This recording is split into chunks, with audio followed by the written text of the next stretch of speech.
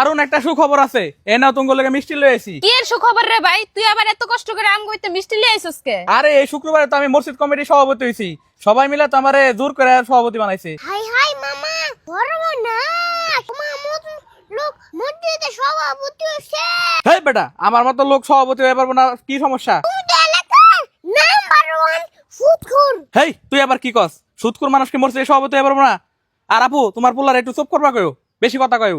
কেমনে সভাপতি হইলা মামা? গত বছর মসজিদে 3 লক্ষ টাকা দিছি, এবারও ছাদ ঢালাইয়ের সময় 5 লক্ষ টাকা দান করছি। আমি সভাপতি মনে দিলে কেরা হইব? অবশ্য টাকা দিয়া দান করা কোনো লাভ নাই। তোমার শরম করে না আঙ্গ বাইতে মিষ্টি নিতে? শরম করবো কে? তুই চুপচাপ মিষ্টি খা। হারামটা দিয়া সবাই সভাপতি হবে। এরা গর্বের কিছু না। মিষ্টি লইয়া আঙ্গ বাইতে বাগা। হাই আমাগো বাইতে আমার ভাই যাইবো গো মানে? তুই সবকিছুতে পণ্ডিতি করস কে? তুই এন থেকে শীত কথা কইলে তো দোষ।